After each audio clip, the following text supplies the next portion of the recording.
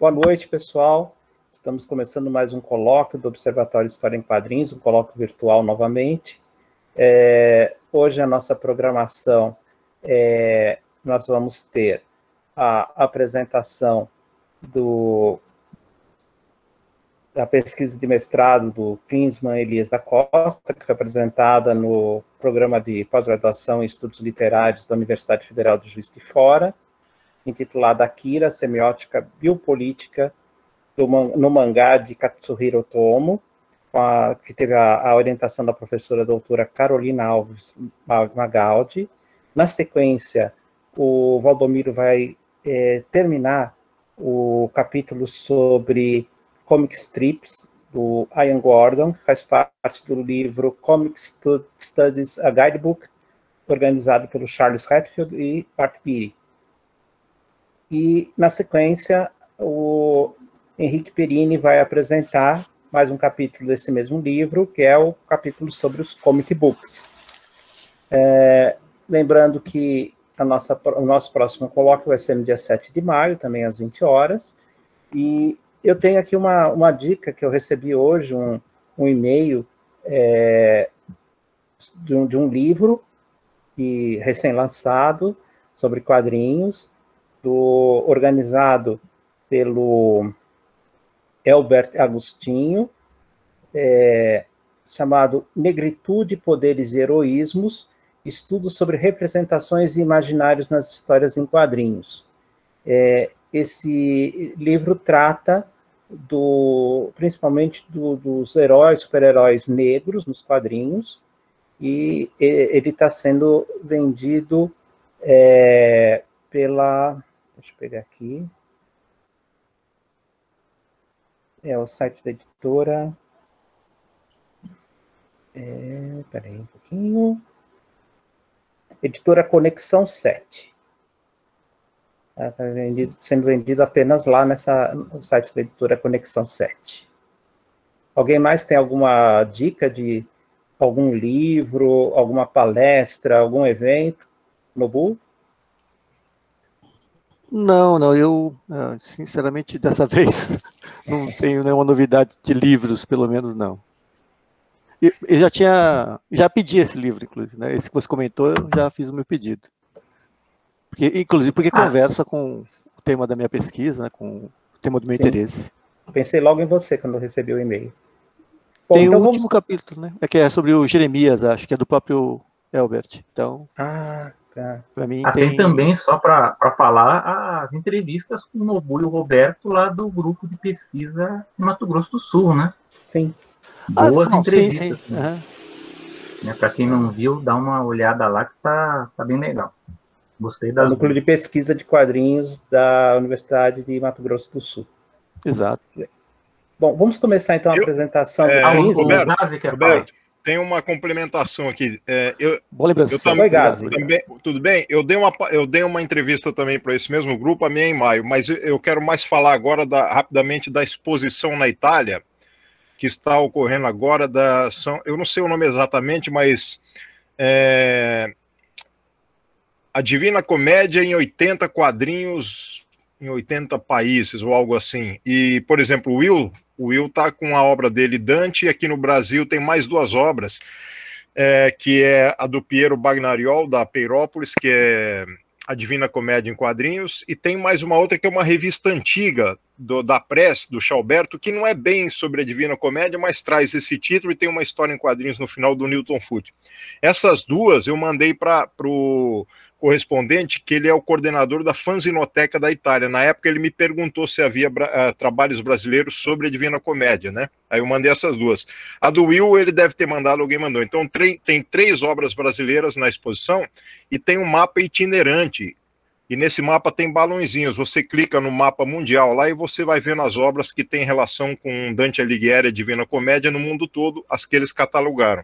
Então é uma exposição virtual que está online. Eu já compartilhei pelo Facebook, mas para o Roberto tem que mandar depois pelo e-mail, agora que eu lembrei, porque ele não tem. Sim, né? Não tem. Mas é isso.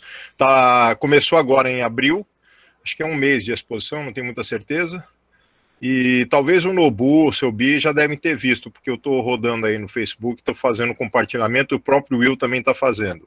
mas é bem interessante a exposição. Ele põe algumas páginas e as capas dos álbuns, dos quadrinhos que tem a ver. Por exemplo, no Japão tem uma transposição da Divina Comédia em mangá, né? E ele tem a versão italiana, que saiu na Itália. Então, pra você ter uma ideia, assim, são todas as obras que têm a ver com Dante Alighieri, e é uma exposição que tem a ver com uma brincadeira com a Viagem ao Mundo em 80 dias. Então seria a Dante Alighieri, a Divina Comédia em 80 quadrinhos, ou algo assim, né? Em 80 fumetti. É isso. Essa exposição está acontecendo agora. Depois posso pôr o link ali nos comentários, quem quiser acessar, eu vou achar o link e vou pôr, tá? É isso. Beleza. Okay. Então vamos começar com a apresentação do Klinsmann, da dissertação de mestrado dele. Ok. Boa noite a todos. Gostaria de primeiro agradecer ao professor Nobu pelo convite. Eu acho importante esses três estreitamentos de laço. O Gazi, eu não sei se ele lembra, mas ele apresentou um evento no MAN uma vez. Eu lembro dele apresentando lá. O próprio Valdomiro participou da banca de defesa de outro amigo meu lá do PPG em letras da UFJF, que esses laços continuam se estreitando, né? Porque a gente precisa se unir. A gente que é da área, né? Deixa eu só ativar aqui.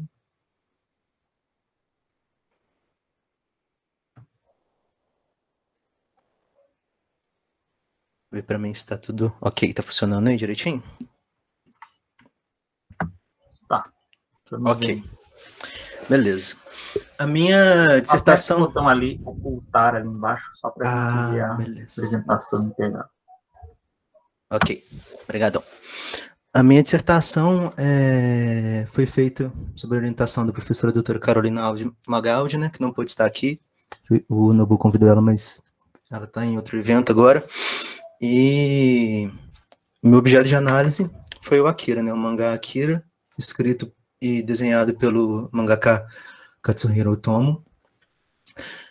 E a minha hipótese girou em torno dos elementos biopolíticos representados semioticamente no mangá e o papel que eles desempenham na jornada dos personagens principais de Akira. Eu vou explicar alguns conceitos ao longo da apresentação para esclarecer mais biopolítica. Eu pego do Foucault e do Agamben, né? E mostrar um pouquinho da estruturação da minha pesquisa primeiro. Eu vou passar bem rápido só para contextualizar.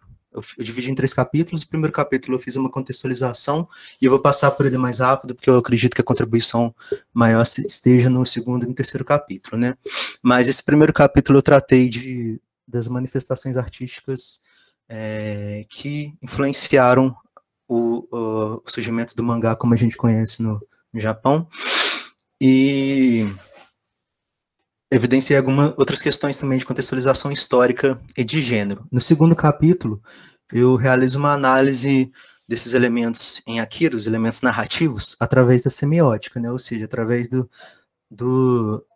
como a arte do Katsuhiro Otomo conta uma história também que não está no texto, né? É a principal contribuição, inclusive, do Chihiro Eshin, que eu pego do livro dele, O Sistema dos Quadrinhos, né? Que ele advoga de que o verbo não tem uma prioridade sobre a imagem nas histórias em quadrinho, né? A imagem teria um privilégio na construção da narrativa e na construção da história, no desenvolvimento da história em quadrinho. E o terceiro capítulo, eu entro com essa perspectiva mais filosófica, abordando essas questões biopolíticas do Foucault e do Agamben, né? Aí, assim, esse primeiro capítulo, eu falo um pouco sobre os emakimonos e os ukiyo-e, e essa contribuição para o desenvolvimento do mangá no Japão, principalmente a obra do Hokusai, né, mangá, ele que populariza esse termo. Depois, eu faço uma breve contextualização dos gêneros demográficos do mangá, né, como as editoras dividem essas questões por lá, para a gente entender melhor também a obra do Akira, como que ele se encaixa dentro do gênero seinen, essas questões. Também fala um pouco sobre o começo do desenvolvimento do mangá no Japão, a contribuição do Osamu Tezuka para a indústria de anime, de mangá, e faço um breve panorama também da publicação nos Estados Unidos e no Brasil, né? A popularização dos animes através da TV aberta no Brasil, e qual que é a contextualização que a gente vê a chegada dos mangás e do Akira nos Estados Unidos e no Brasil. Para finalizar esse primeiro capítulo, eu falo um pouco sobre a questão do cyberpunk, né? Como o Akira dialoga com esse subgênero da ficção científica, né? A ficção científica que a gente via com uma tradição mais otimista, né? Apresentando uma perspectiva meio progressista da tecnologia, a humanidade utilizando a tecnologia para colonizar outros planetas, para avançar enquanto humanidade, mas o cyberpunk vem com a quebra disso, né, e apresenta uma perspectiva pessimista, muito em cima desse mote aí que é criado pelo Rod Sterling, Low Life High Tech, né, esse Low Life High Tech demonstrando várias sociedades, de acordo com o livro, o filme, o jogo, a história em quadrinho, em que a gente vê um desenvolvimento absurdo tecnológico, mas também uma disparidade social igualmente absurda, né? A gente encontra isso no primeiro momento de Akira, que eu dividi Akira sobre a perspectiva de organização governamental em 3 momentos, né? O primeiro momento, são os primeiros volumes, a gente vê uma sociedade bem parecida com a questão do cyberpunk, que se adequa ao cyberpunk. A partir do capítulo 2, eu faço uma exposição de alguns termos do Thierry Grouchy, que é um teórico de quadrinhos, sobre análise semiótica do quadrinho, né? E, assim, aí eu trago aqui o que eu acredito que é a principal contribuição dele para o meu estudo, que é essa ideia que eu falei antes, né? O predomínio da imagem no cerne do sistema deve ser o fato de que a maior parte da produção do sentido ocorre através dela, né? Então, ele acredita que a imagem constrói o sentido narrativo de uma maneira mais volumosa, e eu concordo com ele. E eu pego alguns conceitos do Grouchy, eu vou evidenciar só um aqui para explicar o tipo de análise que eu faço, mas ele desenvolve vários conceitos que ajudam na análise da história em quadrinho, né? E o que eu pego é esse de artrologia restrita e geral. E o que seria essa artrologia, né? A artrologia consiste nas articulações semióticas de construção realizada pela sequencialidade. E o Grouchy divide a artrologia em 2 categorias.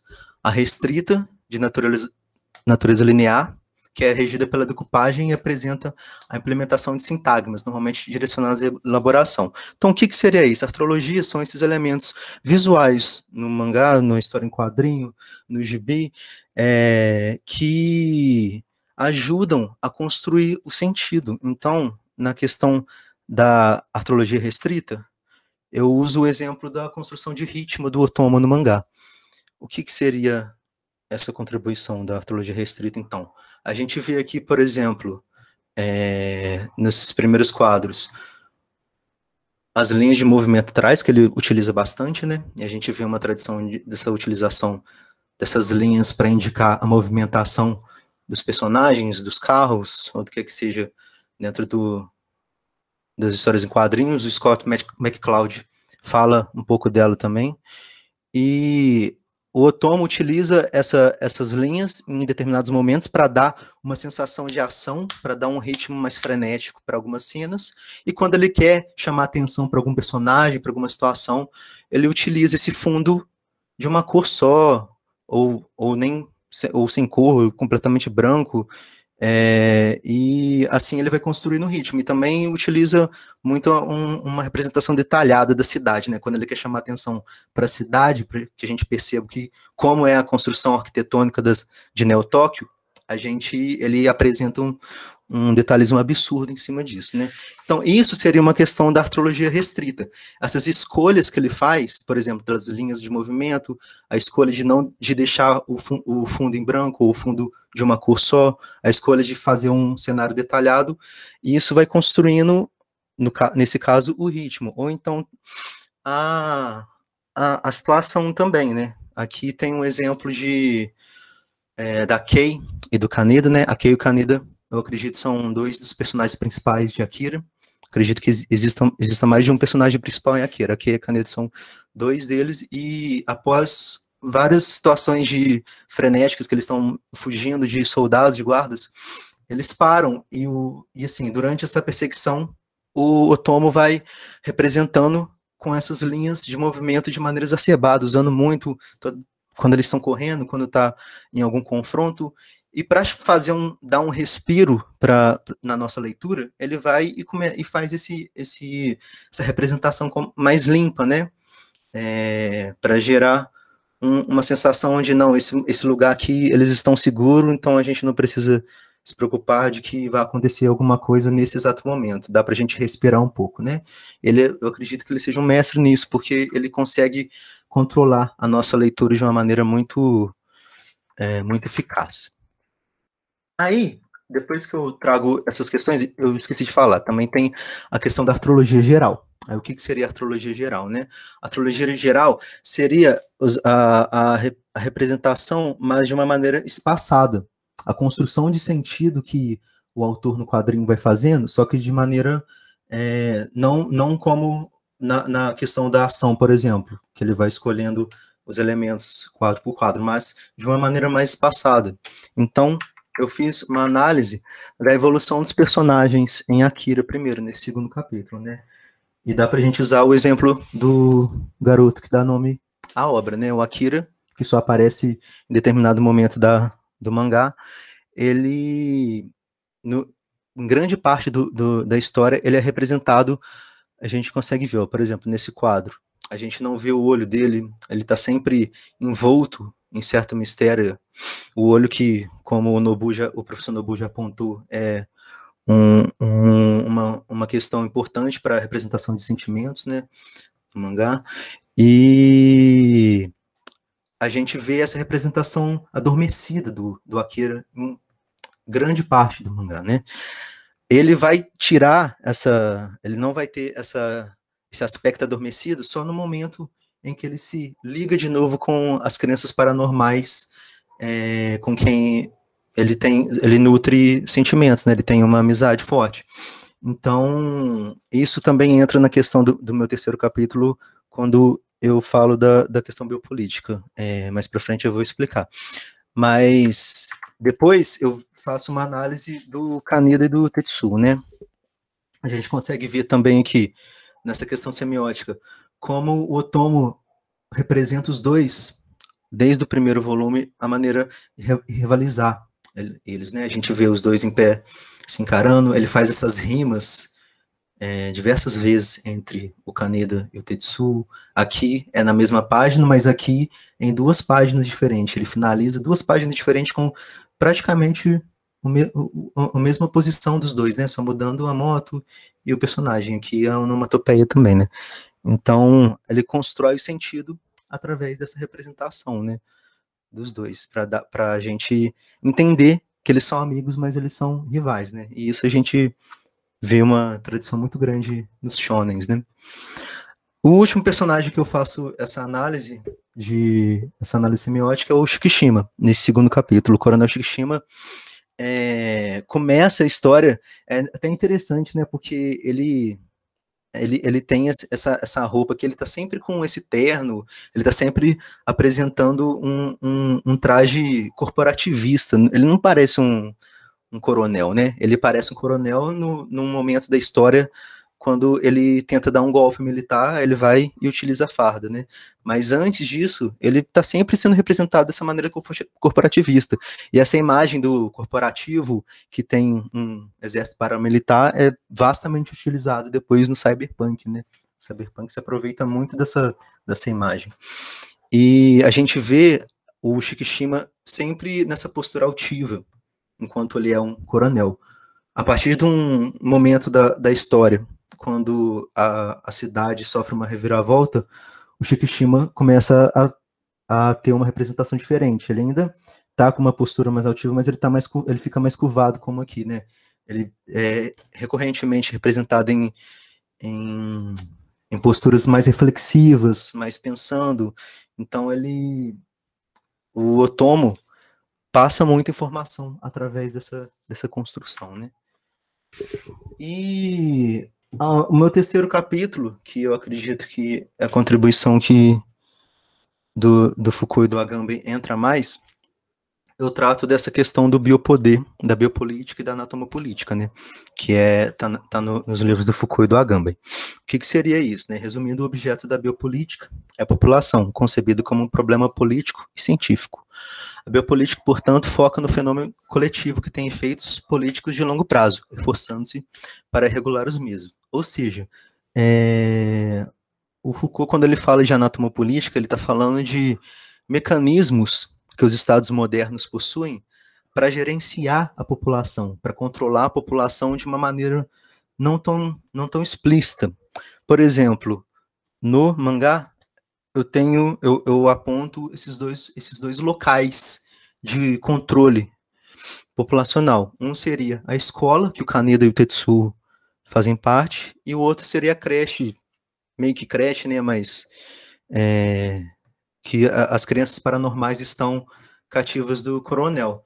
A escola, apresentando esse aspecto de formador de gente que vai apertar parafuso, né? Porque a escola que o Otomo apresenta é uma escola reformatória técnica.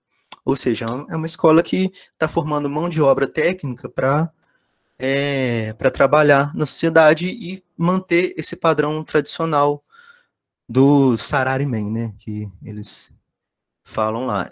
Aí, a questão da escola... Não, mentira, desculpa. A questão das crianças paranormais, né? Beleza. Kikishima, ele tem um controle meio difuso, assim, das crianças, né? Das crianças paranormais, porque elas não estão completamente presas, mas elas também não estão completamente libertas, né? E por que é isso? É assim que funciona um mecanismo de gerenciamento populacional, né? A escola, você não está preso na escola, mas o aluno não está completamente preso, mas está um pouco preso, né? Ele, aqui com as crianças, o que o Otomo, eu enxergo, né? A minha visão, que o Otomo faz. Ele fala muito do desenvolvimento científico, né? O Akira, para mim, é meio que uma representação do poder nuclear, né? Que estava na moda nos anos 80, era muito discutido, né?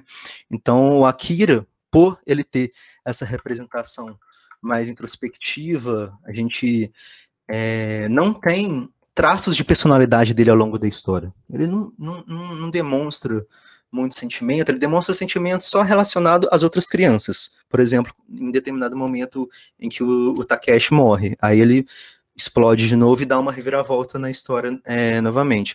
Mas ele raramente demonstra algum tipo até de resistência quando ele é capturado. As pessoas vão pegando ele onde ele está e ele só vai acompanhando, ele não tem muita vontade própria, né? Então, assim, para mim, ele é uma personificação do poder nuclear, da arma, né? Ele está num aspecto completamente instrumentalizado. E essas crianças paranormais também possuem um pouco desse aspecto instrumentalizado.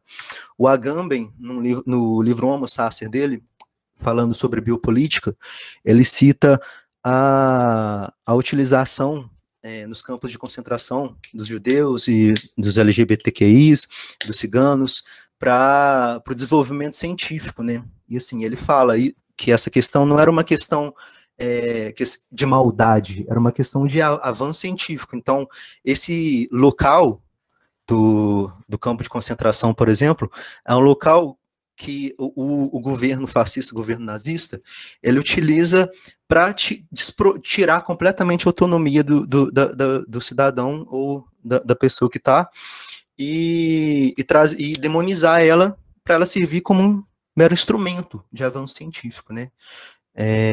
E assim, é algo que acontece não só em estados totalitários, eu acredito que aconteça em outros tipos de estados também, mas a partir disso, essas crianças apresentam esse teor também, porque são crianças que sofrem, são cobaias de experimento científico, não nos é apresentado qual que é a origem delas, por que elas estão sendo submetidas àqueles experimentos científicos, mas a gente sabe que elas sofrem, elas estão nesse experimento científico, mas além de cobaia, elas são também as armas, porque elas possuem esses poderes paranormais, né? Então, o Otomo traz essa complexidade para essas crianças, de serem essas vítimas desse sistema de Neo-Tóquio, e apresentar também o avanço científico nelas próprias, né? Então, essa é a questão das crianças paranormais que eu falo. Aí depois eu parto para falar sobre... desculpa, deixa eu só falar outra coisa.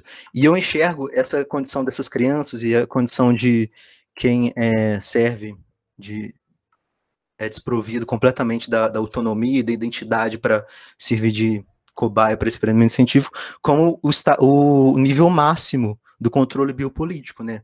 O Estado está controlando o corpo daquele indivíduo completamente de uma maneira que ela não tem autonomia para fazer nada. E a gente vê esses níveis, a gente vê o nível dessas crianças, elas não têm autonomia para fazer nada, elas têm autonomia para servir de arma para o exército, né? Que o Shikishima usa elas como armas do exército de Neo-Tóquio. As crianças que estão no colégio reformatório estão num nível um pouco mais abaixo. Então, o que acontece? Um pouco mais abaixo de controle, né? Conseguem desenvolver uma autonomia maior. O Katsuhiro Otomo escolhe os Bosuzoku, que é uma cultura urbana do Japão, nos anos 70 e 80, de adolescentes que ficava andando de moto pela cidade, fazendo racha, entrando em brigas, disputando território com outras gangues de motocicleta. Ele escolhe esse tipo específico de cultura para representar, né? Aí tem uma citação aqui, ó, que é a subcultura Bosuzoku, vista como uma manifestação marginal de uma nova consciência geracional, se coloca como um desafio direto à tradicional ética de trabalho e à ideologia da orientação de resultados das gerações anteriores. O Bosuzoku adaptou e inverteu imagens, estilos e ideologias para a construção de uma identidade alternativa, uma alteridade, que desafia os ideais homogêneos da sociedade e cultura japonesa. Então, o que acontece em Akira, né, sobre essa questão do controle biopolítico? As crianças dentro da escola reformatória, elas não conseguem encontrar um ambiente de desenvolvimento de autonomia, de desenvolvimento de identidade, porque aquele local está servindo para formar um trabalhador padrão que vai só trabalhar, vai fazer aquele trabalho e acabou. Algumas crianças não conseguem se encaixar. A gente vê até uma representação meio caótica da escola e até perguntou, cheio de pichação, tem uma estrutura muito boa, a escola toda desenvolvida, só que as pessoas que estão lá não é o tipo de aluno que a gente tem de representado através da cultura pop japonesa, né? É um tipo de aluno completamente diferente. Os alunos não respeitam os professores, fica conversando, usam droga no meio da aula. Então, assim, não tem esse respeito pela figura tradicional japonesa. Então, já que essas crianças e esses adolescentes não conseguem achar na escola um ambiente para desenvolver as autonomias, elas acham através de outras culturas urbanas, como, por exemplo, a cultura Bosuzoku. O Kaneda e o Tetsuo, por exemplo, encontram nesse tipo de cultura o ambiente propício para desenvolver as autonomias. A gente vê isso, por exemplo, em determinado momento que acontece uma virada, né? O primeiro momento da história, a gente tem uma sociedade mais próxima à sociedade capitalista japonesa que a gente conhece hoje. Depois que o Akira provoca uma outra explosão, a cidade fica em ruínas e o Tetsuo instaura um governo autoritário na cidade. E a gente, através da narrativa, percebe que o Akira é só uma figura que ele utiliza uma figura religiosa que ele utiliza, inclusive, para controlar as pessoas, né, para exercer a autoridade em cima das pessoas. Tanto é que, por exemplo, aqui, esses 3 quadros, a gente vê uma parada, eles estão fazendo uma parada pro Akira, só que os elementos que a gente vê dessa parada, de adorno, não são elementos que dizem respeito à identidade do Akira, porque ele não tem uma identidade, né, ele não tem uma identidade desenvolvida, apresentada pra gente.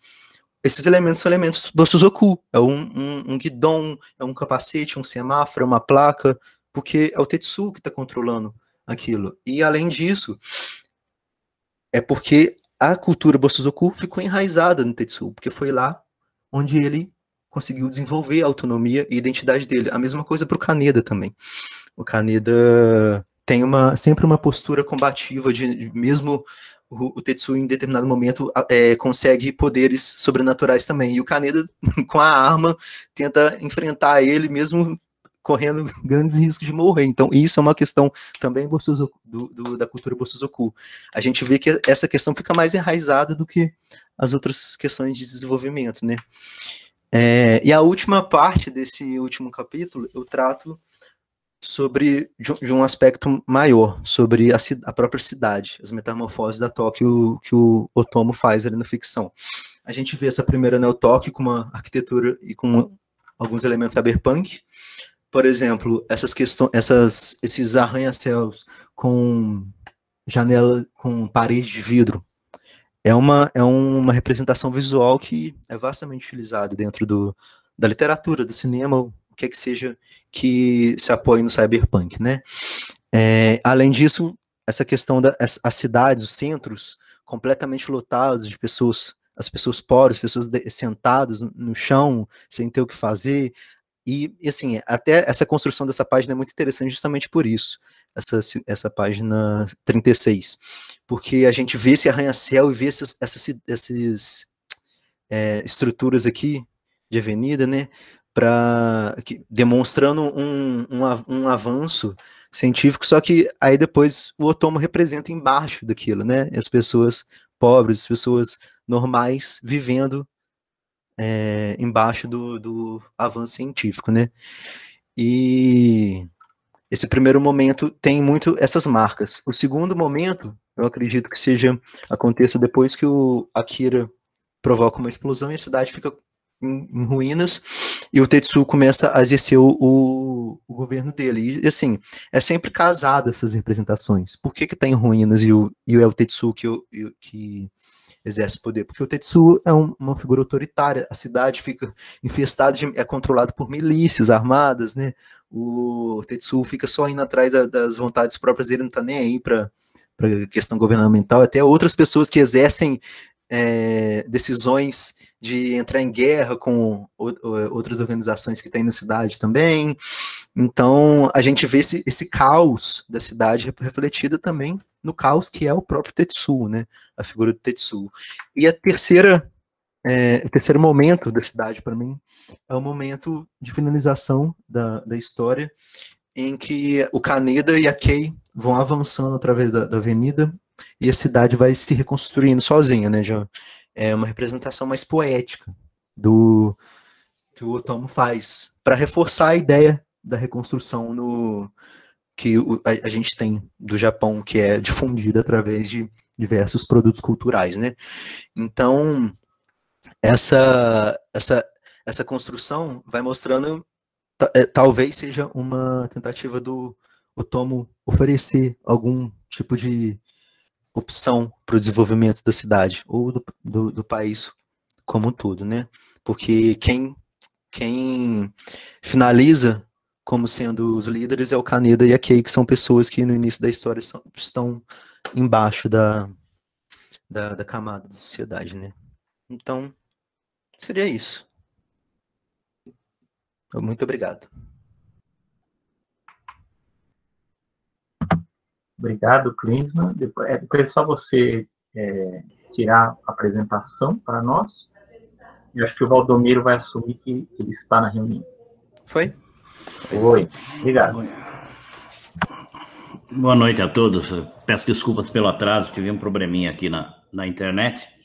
Então, é um prazer encontrar todos aqui. Pude ver boa parte da apresentação do Klinsmann, bem interessante.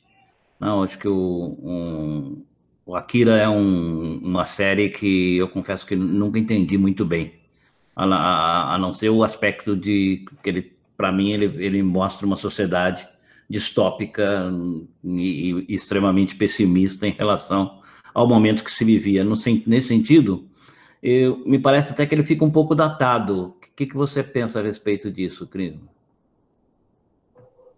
Assim, Para Japão, eu acredito que fica datado, mas eu consigo ver paralelos de Neo Tokyo com o próprio Brasil, né? Porque tem questões ali bem pesadas nesse sentido, dessa distopia que a gente está vivendo atualmente, né? De líderes autoritários e de utilização de milícias na cidade. A gente vê alguns paralelos ali que dá pra gente, se a gente forçar um pouquinho, a gente consegue fazer. Alguém tem mais alguma pergunta para o Clisma? Comentários? Eu queria fazer uma consideração a respeito, porque pela importância do Akira, né, dentro do panorama geral do mangá e do anime, porque eu, né, quando participei da banca, até confessei, a referência que eu tinha do Akira era o anime, era o desenho animado, né, que eu assisti inclusive no cinema. Então foi o impacto daquela obra, para mim foi fantástico, naquele momento em que eu assisti. E o próprio quadrinho, que depois eu li na versão da JBC, né, eu não li na época da Globo, né, eu tinha alguns exemplares, mas não cheguei a completar. Eu só consegui ler o Akira mais recentemente com a edição em preto e branco, né, diferentemente da edição original, que saiu primeiro pela Globo, e no sentido oriental mesmo. Então, assim, a gente sempre ouve sobre o Akira, sobre a importância que tem, sobre a revolução que foi, que ele causou, né, nesse mercado, inclusive abriu o mercado ocidental, né, ficou mais atento à produção dos animes japoneses, coisa e tal, mas eu não conhecia nenhum trabalho, né, eu fui até pesquisar se tinha algum livro sobre Akira, alguma literatura, é extremamente difícil. Então, por isso que eu achei até louvável que o Clisman tenha trazido essa análise de uma obra tão importante, e sabendo que é difícil encontrar referências, né, coisas que você possa trazer para a sua pesquisa. Então, até por isso também achei que foi muito interessante, muito valioso, né, esse trabalho que você fez, porque, de fato, tem livros sobre o Hayao Miyazaki, tem um monte, né, tem biografias dele, que fala da obra dele, livros, a arte do Miyazaki, mas do Otomo eu conheci o Clube Akira, que é, na verdade, quase que um portfólio, e mais recentemente só que saíram os livros. Então, é estranho até, porque sendo tão cultuado, ele é tão pouco estudado, né? Então, é uma contribuição que o Clisman nos oferece aí para esse campo, né? Então, por isso que eu achei um trabalho interessante e que, por isso, também convidei para participar aqui hoje, para apresentar. E você não vai fazer uma pergunta para ele? Eu já fiz as perguntas. Já teve a banca, várias, né? Até, teve a banca, eu não falei. Deveria ter falado, Nobu participou da minha banca de defesa. O André fez uma pergunta aí no chat. Fez.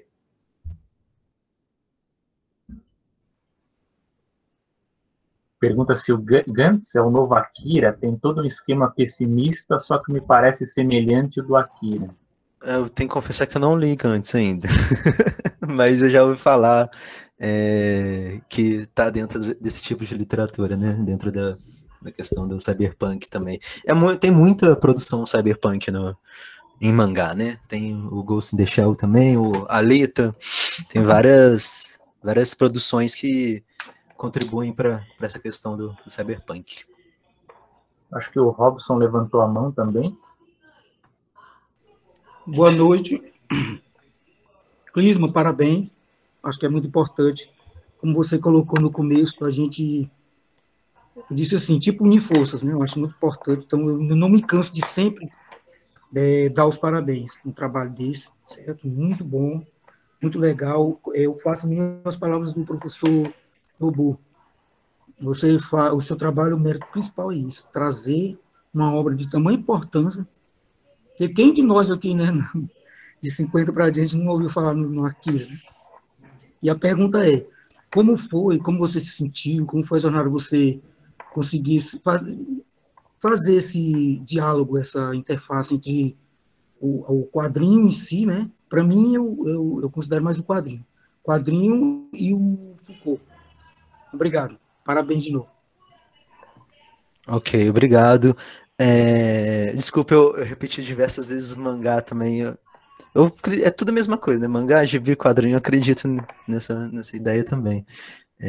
Mas sobre a questão do Foucault, eu acredito que a dificuldade maior foi reunir essa bibliografia do Foucault e do Agamben. O texto do Agamben é um pouco difícil assim, de ler, meio chato de ler, mas me ajudou bastante nessa questão da análise, porque é um tema também que me interessava extracurricularmente também, né? Já vinha lendo algumas outras coisas, mas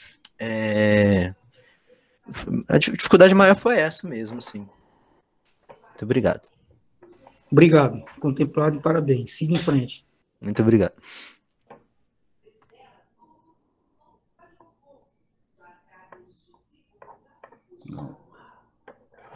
Mais perguntas? Acho que no chat não tem mais perguntas. Então, eu devolvo então a coordenação para o Roberto, como ele começou, então, que ele coordene. Roberto? Oi, Valdomiro. Vamos então agora à sua apresentação, né? Você vai terminar a apresentação do capítulo sobre Comic Strips do Ian Gordon, que faz parte do livro Comic Studies, a Guidebook. Legal. Eu confesso que não lembro direito onde eu terminei. Bem, eu quero primeiro agradecer também o Clisma a apresentação mais uma vez, então parabéns pelo trabalho. E lembrar que eu não lembro muito bem onde eu terminei, Roberto.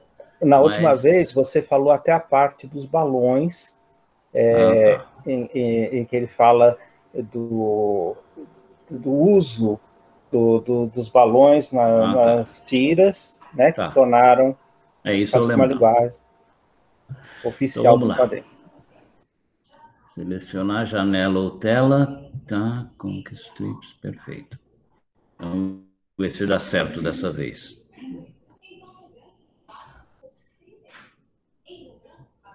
Tá entrando? Tá. Sim, Buster Brown apareceu aqui.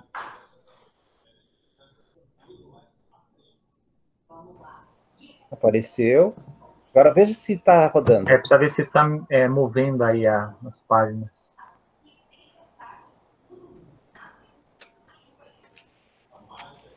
Eu acho que não.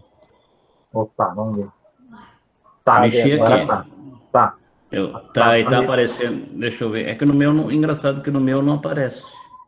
Na minha página aqui não aparece eu só consigo olhar a minha apresentação mesmo. Então vamos lá. Tá no slide 44. Eu tinha falado do. Bem, eu lembro. Você lembra qual que eu tinha parado? Nesse ponto. A questão dos balões, né? O pai dos. Eu lembro que eu tinha comentado isso daí, da questão do Hopper, né? Do Rudolf Dirks e assim. Enfim, então a questão dos balões, que a gente tinha falado, do pai dos balões, que daí quando começa a se utilizar os balões, e logo em seguida o Ian Gordon vai trabalhar a questão das tiras, o negócio das tiras de quadrinhos, né? Como que a produção de quadrinhos se transformou num negócio nos Estados Unidos. Desde o começo ele vai fazer essa ligação das tiras com o aspecto comercial, né? Então ele vai dizer que as tiras começaram e se aumentaram a circulação nos Estados Unidos nos anos iniciais do século XX, depois vão aparecer e na virada do século vão ter os quadrinhos ingleses, que apareciam semanalmente na Inglaterra. Ele vai fazer uma comparação dos quadrinhos ingleses com os norte-americanos, né, principalmente, e mostrar que na Inglaterra tem um outro modelo um pouco diferente, né? Eu pandei demais aqui. O Valdomiro, ele fala também dos filactérios usados nas artes da Idade Média. Isso foi antes, quando ele fala dos balões, ele fala isso daí, que é um acompanhamento, né, do que foi o aproveitamento. Mas eu confesso que tenho minhas dúvidas se houve realmente uma ligação direta entre as duas coisas, né? Acho que surgiu muito mais no ambiente dos quadrinhos, porque na realidade os balões já eram utilizados no início do século XIX, né? Depois eles foram abandonados e daí foram retomados no final do século, que depois eles foram nos quadrinhos norte-americanos. Então, na questão da disseminação das tiras da disseminação das tiras de quadrinhos, havia a dominação do New York Herald, do Hearst e Pulitzer, mas daí surgiram outros jornais e outros syndicates. Ele vai dar uma ênfase especial num syndicate, que é o que garantiu uma maior distribuição dos quadrinhos. Então, a distribuição das tiras de quadrinhos no país exigiu esquemas de produção regulares. Você tem que alimentar os jornais diariamente, né? Porque as companhias necessitavam das impressões para despachar jornais ao redor do país. Então, você tinha que ter uma logística muito boa para fazer isso, que, logicamente, é uma logística muito melhor do que a que foi feita pelo ministro da Saúde aqui no Brasil recentemente. Então, lá funcionava muito melhor, né, de modo a que os jornais recebessem as matrizes e pudessem imprimir os quadrinhos no mesmo dia. E, como resultado, os quadrinhos foram formatados por esquemas de produção e horários de trens. Então, o fato dos Estados Unidos ter uma rede ferroviária muito extensa, cobrindo todo o território, ajudou bastante nesse sentido. Então, ao mesmo tempo, um entendimento mais amplo do que constitui uma tira de quadrinhos, ou seja, como um conjunto inteiro de produtos, além da página impressa, nas linhas do que ocorreu com Alice Loper e Yellow Kid. Então, isso foi um aspecto que influenciou demais o crescimento das tiras de quadrinhos nos Estados Unidos. Valdomiro, só queria lembrar que naquela época não havia fotolito, as coisas eram impressas no sistema quente, a chumbo. Sim. Então, as tiras eram feitas em placas de chumbo, que era mais complicado ainda. Mais complicado ainda. Então, tinha que ter uma logística muito, muito bem afinada, né, para poder conseguir publicar, porque senão não conseguia sair no Jornal do Dia. E daí ele vai falar do relacionamento entre quadrinhos e jornal. O Yellow Kid não era somente auto-reforçado, mas intimamente ligado ao World e depois ao Journal.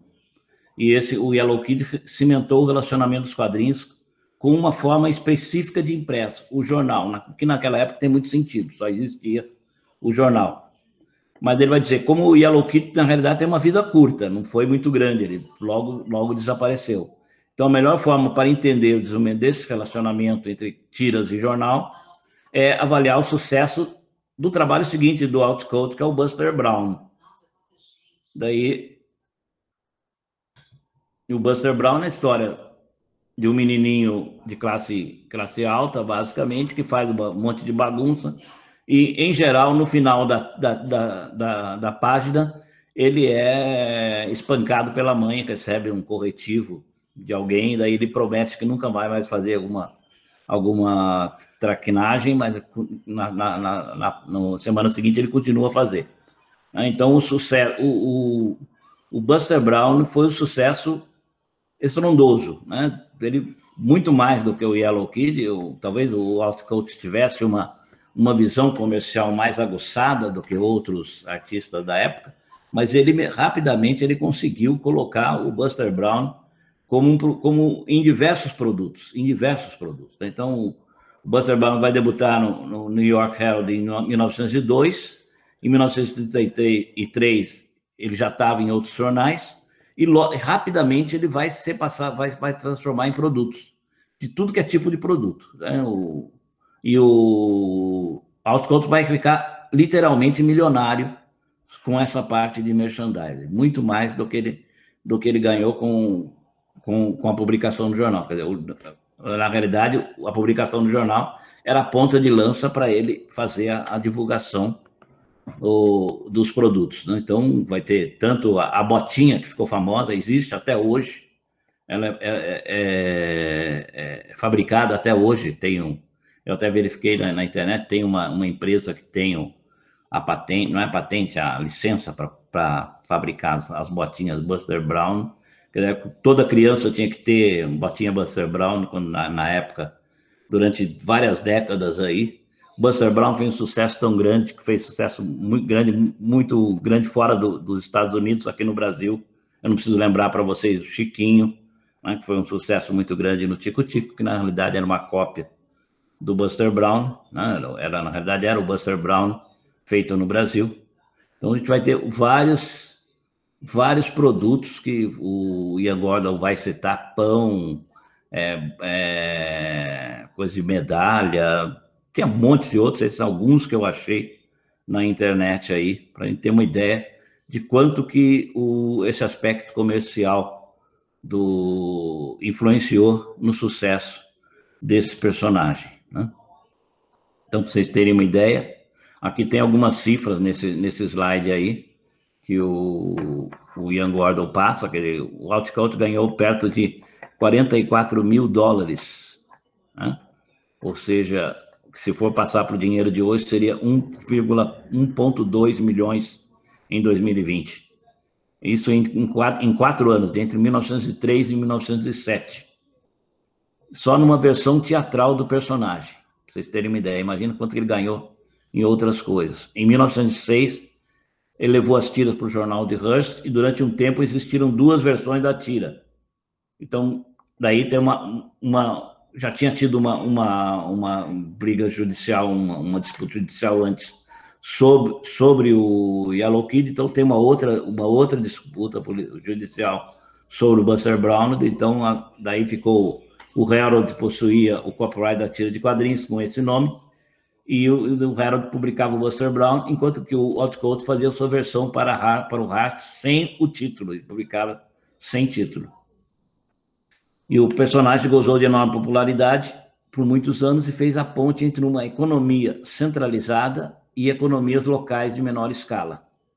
Tanto o Sapato como a companhia têxtil promoveram seus produtos, enviando times de vendedores em todo o país. Naquela época era muito comum o vendedor que saía pelo país com a mala cheia de produtos, vendendo de casa em casa.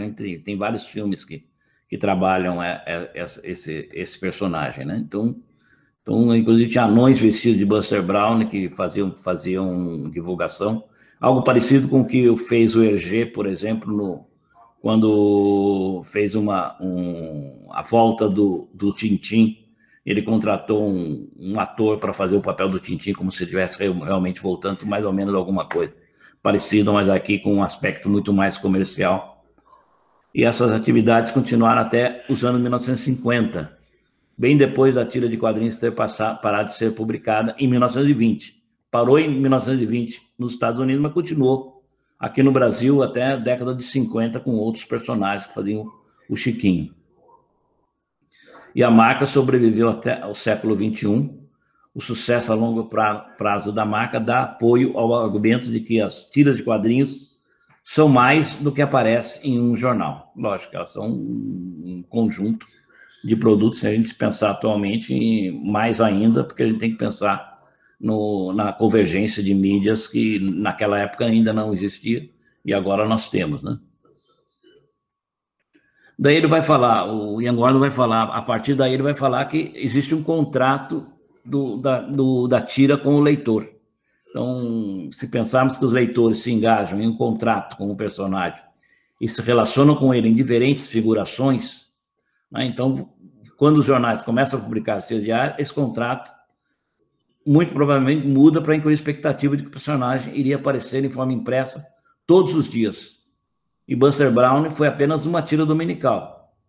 E, nesse sentido, o Outcoat não conseguiu se adaptar a novas mudanças no negócio de quadrinhos. Então, a tira diária vai criar uma expectativa diferente que o Outcoat não cumpriu.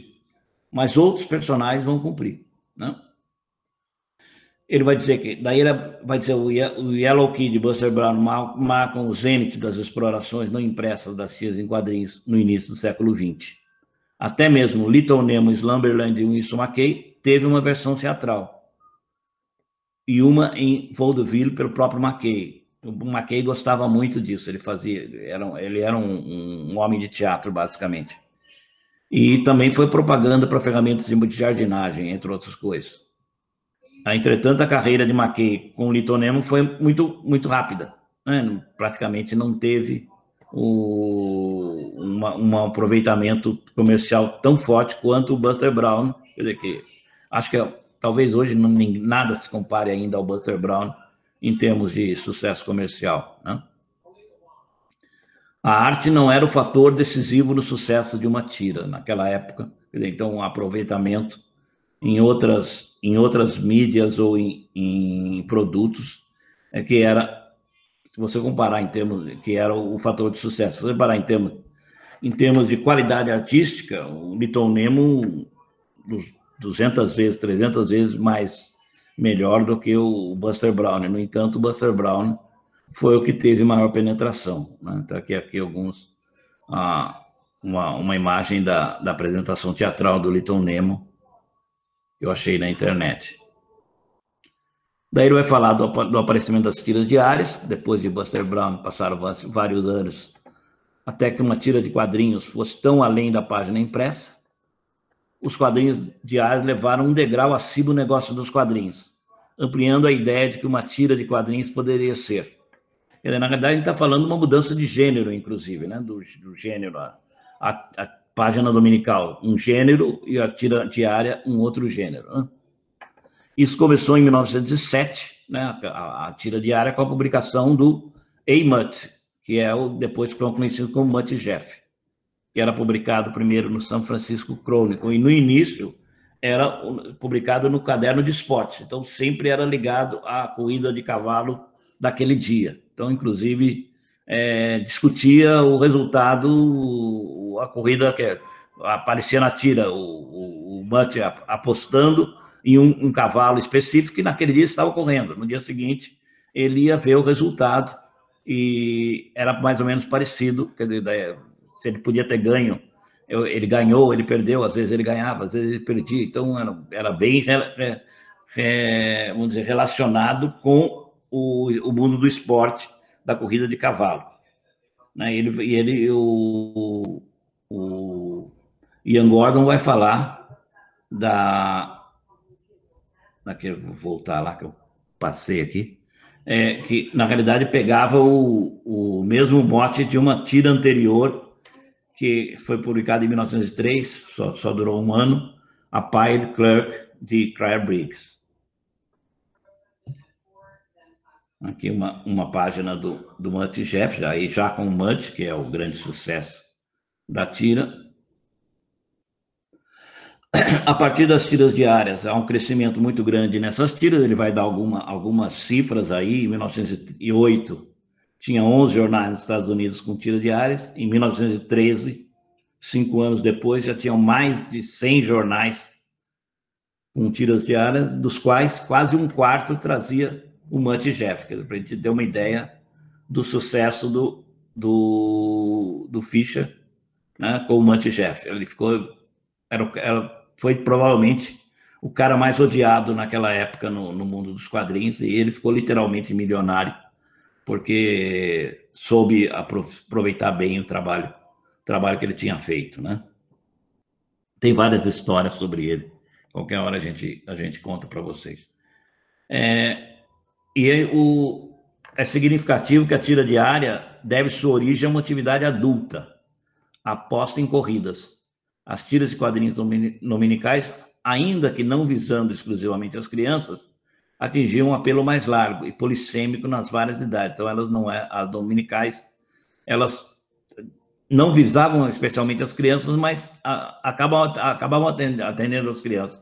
Inclusive, as propagandas, na época, mostravam as crianças lendo as tiras dominicais, né? Quando fazia propaganda no jornal, aparecia a mãe lendo a página feminina, o pai lendo a página de política e a criança lendo as tiras em quadrinhos, né?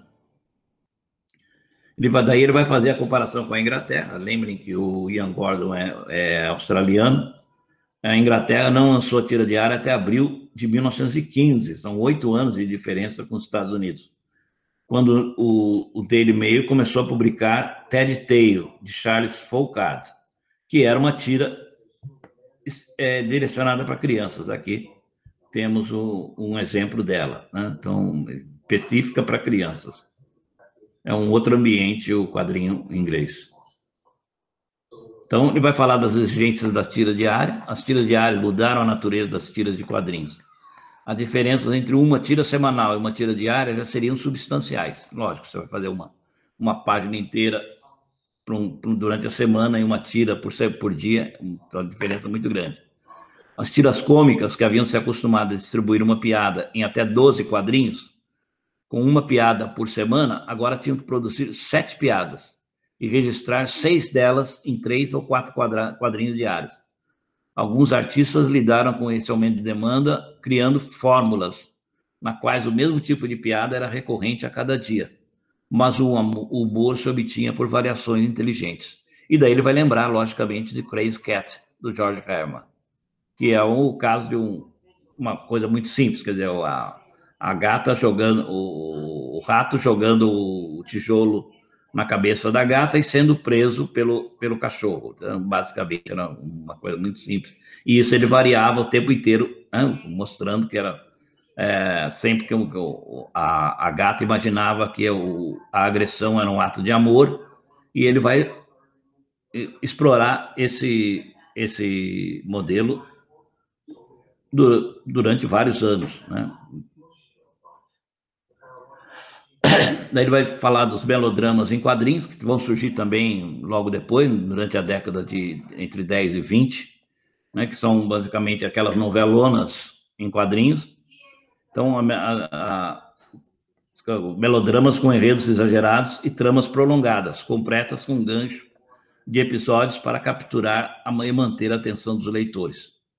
E daí ele vai lembrar, entre os mais famosos, a Sarah de Marigold, um arco de uma tira chamada The Gumps, do Sidney Smith, que foi por exemplo, em 1900, que não tem a data de nascimento e morte dele, uma tira muito popular sindicalizada pelo Chicago Tribune, e foi publicada de 1º de maio de 1928 a 3 de maio de 1929, só essa história, gerando tremendo suspense e envolvimento dos leitores, terminando com a morte de Mary e uma avalanche de reclamações. Naquela época, as histórias em quadrinhos, elas eram como se fossem as novelas de televisão. Então, todo mundo lia e todo mundo acompanhava, às vezes achando até que eram personagens reais. Então, a gente tem várias histórias de quando morre um personagem, o jornal receber telegramas de pêsames dos leitores porque morreu o personagem, ou o autor ser ameaçado por matar uma personagem que as pessoas gostavam. Tem várias histórias relacionadas com isso. Então, essas tiras melodramáticas como essa abriram caminho para as várias tiras de aventura, como Terra e os Piratas, de Milton Keynes, que também foi um sucesso tremendo. Aqui uma ilustração do The Gumps, de Sidney Smith, que foi muito popular naquela época. Daí vai falar do papel do Chicago Tribune, que foi um dos que mais, vamos dizer, popularizou esse tipo de tiras em quadrinhos, né? Então, a começar pelo Dick Tracy, foi um grande sucesso do Chicago Tribune, né? Que continua a ser publicado até hoje. Gasoline Alley, também publicado até hoje, começa em 1918. Eu tenho a impressão que até que parou um ano atrás, mas precisaria verificar isso, mas também durou décadas. O The Gumps, o Pequena Órfã Annie, Little Orphan Annie, a Aninha, Pequena Órfã, que foi filme, várias versões de cinematográficas, teve musical na Broadway durante muitos anos, famosíssima. Moon Mullins, Terra e os Piratas e o Winnie Winkle, todos esses são essas histórias melodramáticas que duravam anos e anos. E ele vai dizer que essas tiras inspiraram muitos esforços de reimpressão e formaram a espinha dorsal da série de livros que constitui a Library of American Comics da IDW Publishing. Aliás, eu faço uma propaganda do nosso acervo. No Observatório recebemos uma doação no ano passado com vários dessas obras aí, dessa editora, da IDW Publishing. E um dia eu espero poder estar disponível para todos lerem na biblioteca do Observatório. Bem, mas cortando a propaganda, autopropaganda, agora voltamos para a apresentação. Então, a necessidade de tanto uma tira diária como uma dominical, como parte da estratégia do negócio de quadrinhos, se tornou clara para esse syndicate. Desculpem a tradução aqui, não deveria ser sindicato. Esse syndicate no início dos anos 1920. Gasoline Alley, que começou como uma tira dominical em novembro de 1918, acrescentou uma tira diária em agosto de 1919. O Winnie Winkle começou em setembro de 1920 e acrescentou uma página dominical em junho de 1922. Alguns quadrinhos publicados somente no formato dominical sobreviveram, mas cada vez mais uma tira requer uma versão diária também. Então, você tem, inclusive, dois modelos, né, nessa questão da tira dominical e tira diária. Você tem aquela tira diária que conta uma história e a tira dominical conta outra história. Você tem aquela tira diária que conta... A tira diária conta uma história e a tira dominical recupera essa tira diária e na tira dominical conta tudo o que aconteceu antes, como se fizesse um resumo daquela. Então, eles remontam a tira diária na página dominical. E tem aquela outra que tem a tira diária que conta uma história e que essa história continua na página dominical e depois continua na tira diária de segunda-feira. Então, são 3 modelos de publicação que teríamos a partir do aparecimento da tira diária e da junção com a página dominical. Então, aqui as tiras que ele menciona, Gasoline Alley, Dick Tracy,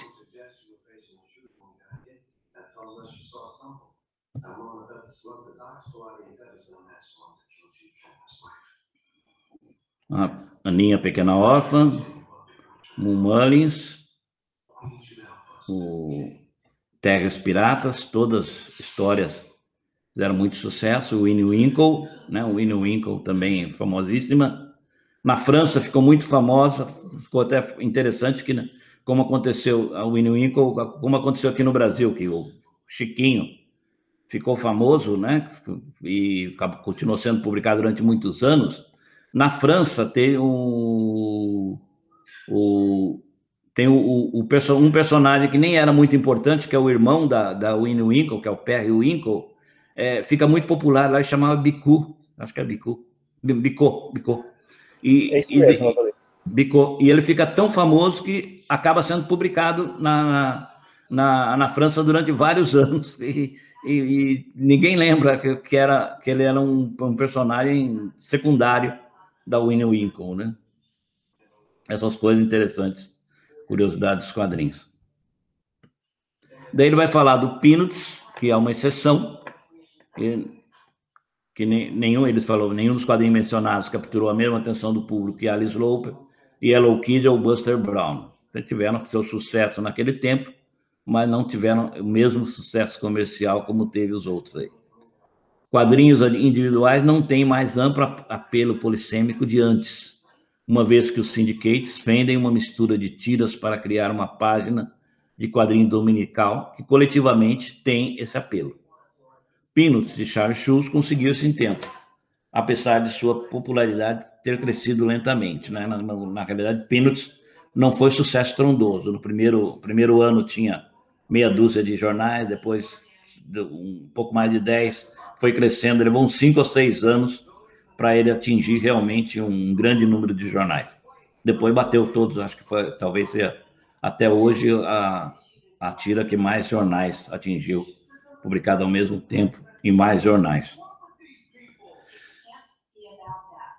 E daí ele vai dizer, nós chegando mais perto de nós agora, as tiras diárias representaram uma mudança pela qual as versões impressas assumiram uma importância ainda maior no seu relacionamento com os leitores.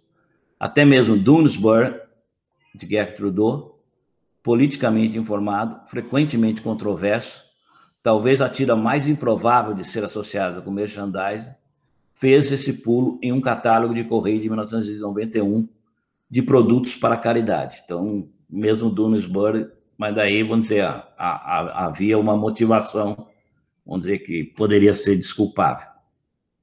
A única grande tira de quadrinhos a rejeitar o modelo padronizado, a tira diária dominical, acompanhada de uma variedade de produtos, foi Calvin e Haroldo, de Bill Watterson, que recusou qualquer tipo de merchandising de sua tira. Mas a disponibilidade de camisetas e outros produtos não licenciados de Calvin e Haroldo confirmam que o contrato de uma tira com seus leitores pode ir muito além do controle de seu criador. Se o Watterson não dá à sua audiência o que ela deseja, ela mesma a cria, ou fica feliz de comprar de alguém que o fez. Então, todos já devem ter visto camisetas e produtos do Calvin por aí, são todos pirateados porque o Bill Watterson não autoriza.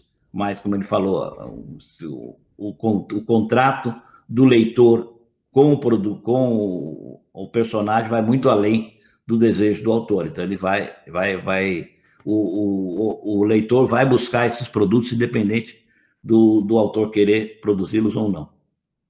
Podemos concluir, então, que as expectativas em relação a uma tira de quadrinhos derivam das condições de sua produção e recepção, mais do que qualquer qualidade estética, inovação ou postura específica do artista. Eu acho que essa talvez seja a afirmação mais polêmica e mais contundente do Ian Gordon. Não sei se dá realmente para apoiar esse tipo de afirmação. Mas é um bom tema de discussão. Aqui um exemplo do Calvin Harold Dunesbury. E daí chegamos ao final do capítulo, em que ele conclui que entender o que constitui uma tira de quadrinhos requer mais que entender a linguagem formal dos quadrinhos e como ela a linguagem transmite significado. Uma tira é uma entidade histórica e comercial. Como os jornais declinaram da publicação de quadrinhos, novos meios, como a televisão e a internet, o substituíram nessa função. Novas maneiras de fazer, distribuir e ler quadrinhos se desenvolveram. Por exemplo, reduzindo o tamanho dos quadrinhos e colocando mais deles em uma página. Uma tendência geral do final do século XX. Foi uma resposta para a televisão. Da mesma forma, o recente declínio dos jornais impressos em face da internet viu um dramático crescimento dos webcomics, muitos dos quais existem em uma variedade de materialidades. Por exemplo, ele vai dizer Penny Arcade, Girl Genius e PHD Comics. Daí que vai ser discutido no capítulo 17. O meio é tão fluido que ele pode existir sem impressão, ainda que, ao mesmo tempo, ele continue a gerar material de merchandise em números colossais. O fato desse material sair na internet e não sair em jornais não impede que seja transformado também em merchandise. Pelo contrário.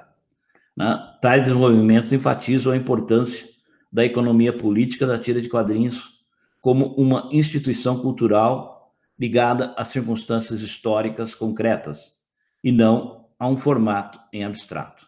Então, é essa discussão que o Ian Gordon apresenta sobre as tiras diárias, as tiras de maneira geral, comic strips, no seu artigo. Muito do que ele fala nesse artigo, ele vai desenvolver também no livro dele, como eu falei na última vez, na semana passada. E eu estou tentando aqui voltar para o meu... Aqui. Parar a apresentação. Pronto.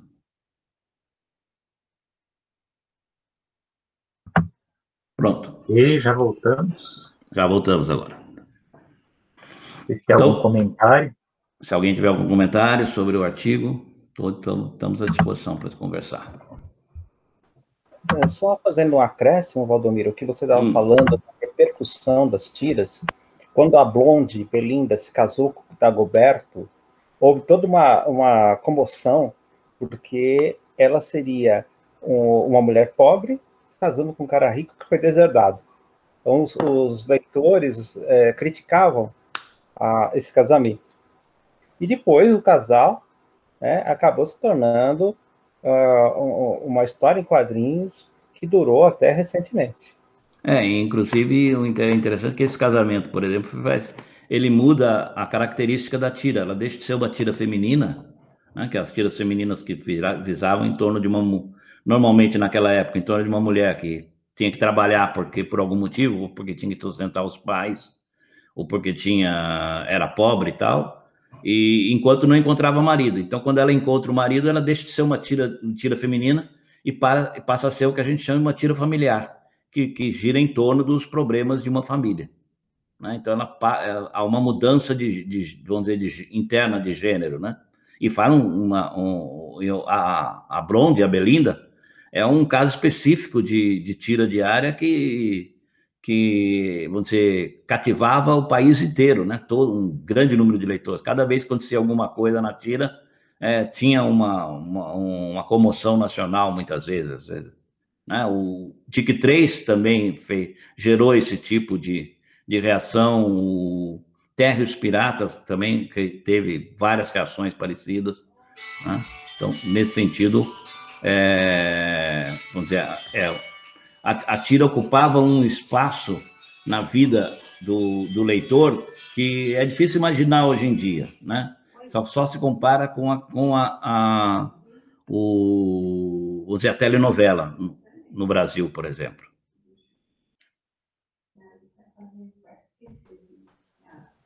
Alguém tem mais alguma questão, alguma pergunta? Então, eu só queria...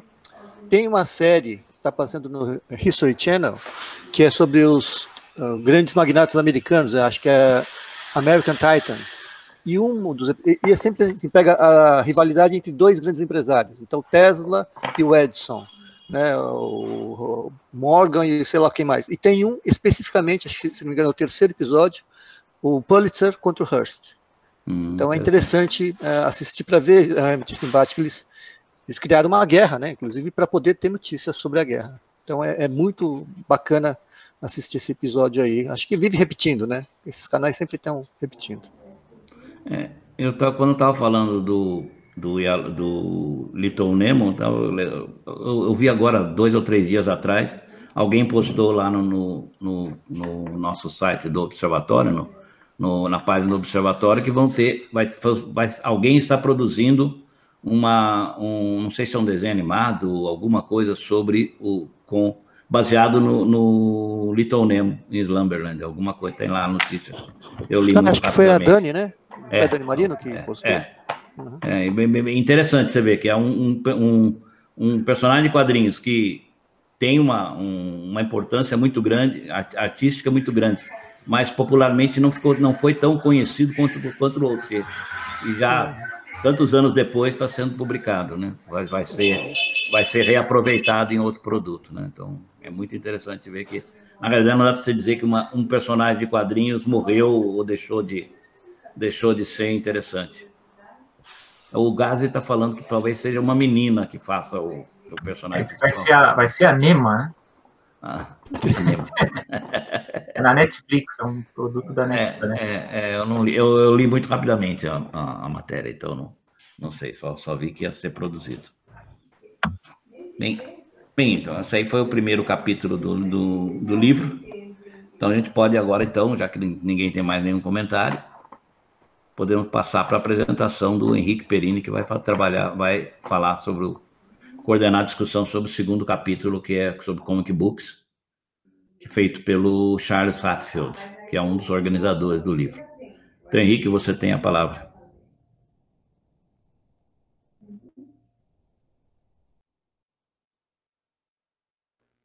Boa noite, está todo mundo me ouvindo? Sim, estamos ouvindo, a apresentação já entrou. Eu estou passando aqui, está passando, né? Sim. Tá. Eu vou apresentar aqui no PDF, que no PowerPoint não está passando, não sei porquê. Então, boa noite, pessoal. Falei com o Selby aqui, vou pedir desculpa que eu estou com minha câmera do meu computador não vai funcionar. Então, é meio chato ficar assim nessa bolinha, mas me pegou meio desprevenido. Então, continuando, né, o segundo capítulo do Comic Studies, né, escrito pelo Charles Hatfield, né, que é um dos editores, professor da California State University. Ele começa esse capítulo com a pergunta: o que é o book? E aqui, assim, eu já começo falando que eu tô com muito receio de traduzir esse termo, comic book, né? Porque a gente costuma, né, quadrinhos, mas comic, depois ir atrás do book, né, separadamente. Então, assim, a intenção dele nesse capítulo é tentar definir mesmo o que é esse termo. E ele já adianta, assim, que isso aí não é uma tarefa muito fácil, não. E é uma pergunta que não é facilmente respondida. Então, eu estruturei aqui a minha apresentação em cima dos subcapítulos, né, que ele coloca nesse capítulo 2. Então, esse primeiro subcapítulo é sobre definindo o formato, né, e ele apresenta esse Overstreet Comic Book Price Guide, que é um guia de preços de revistas em quadrinhos, que é considerada a Bíblia entre os colecionadores, né? Que tem preço, as edições que foram lançadas, publicadas. Ela começou em 33 e até hoje ser lançado. Então, se o pessoal que coleciona gosta de ter isso à mão para saber até mesmo o valor da sua própria coleção. E esse formato particular é o que os colecionadores dos Estados Unidos eles têm em mente quando usam o termo comic book, que é uma revista com quadrinhos, geralmente 64 páginas ou menos. Ele fala uma coisa aqui muito importante, que várias revistas realmente relevantes na história dos quadrinhos foram completamente excluídas desses guias, né? E ele cita os quadrinhos underground, né? Os comics. Ele até fala que a revista Zap, né, fundada pelo Robert Crumb, nem é citada nesses guias. Completamente ignorada. Então, a partir desse guia, assim, para um colecionador, o comic book que ele usa, a gente traduz como revista em quadrinhos, mas nem sei se é uma tradução muito boa aqui no caso. É uma tradução muito precisa. Mas o colecionador, ele tem essas revistas como um objeto social, de identidade e de história. Aí, posteriormente, a Eastern Color, que era uma companhia de impressão lá de Connecticut, elas faziam tirinhas promocionais e também para tabloides, né? Em 33, eles fizeram uma tentativa, né, de lançar uma revista só com tirinhas mesmo, que foi o Funnies on Parade, né? Tradução seria tipo a parada dos quadrinhos, ou os quadrinhos numa parada. Parada no sentido de desfile, né? E esses quadrinhos saíram num formato menorzinho. Aí depois eles compilaram isso e publicaram esse Famous Funnies, fazendo uma compilação, né, de todas as histórias publicitárias e as tirinhas dos tabloides que haviam sido publicados. Esse Famous Funnies, ele foi vendido de 34 até 1955 e foi largamente assim distribuído nas bancas de jornais. Esse é considerado por muitas pessoas como o primeiro comic book moderno de sucesso. Aí um pouquinho depois, em 38, né, com a publicação do Action Comics, que o Super-Homem, né, fez sua primeira aparição nessa revista, e a partir daí, esse meio de quadrinhos começou a se tornar uma verdadeira promessa comercial. O autor até encerra esse subcapítulo, né, resumindo que o comic book estadunidense ele se inicia com o Famous Funnies, que é do slide anterior. Deixa eu voltar aqui. Se inicia com o Famous Funnies, e esse Famous Funnies meio que estabeleceu um modelo que deu origem a uma indústria.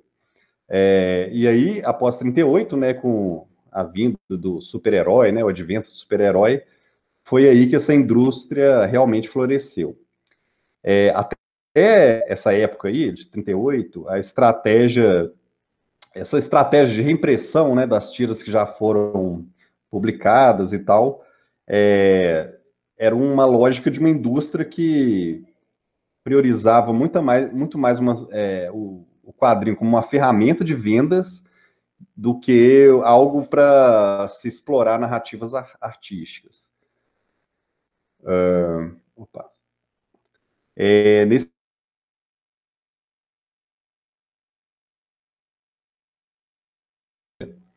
E ele fala que, né, o comic book não é apenas um formato, mas sim um marco cultural. Ao mesmo tempo, esse modelo estabelecido aparece fortemente para os fãs que fizeram os quadrinhos o que são, né? Então, nesse capítulo, vou falar um pouquinho mais daqui a pouco, mas nesse capítulo ele fala muito sobre o fandom, né? Que o ato dos fãs se reunirem em comunidades para, né, discutir sobre o produto que eles gostam em comum, esse tipo de coisa. Então, formam comunidades mesmo de fãs, aqui no caso de quadrinhos. Então, para esse fandom, esse modelo ele evoca vários conceitos, né, que são determinados pelas editoras, né, um enquadramento da forma de fazer quadrinhos. E aí a questão é que esses fãs acabam colocando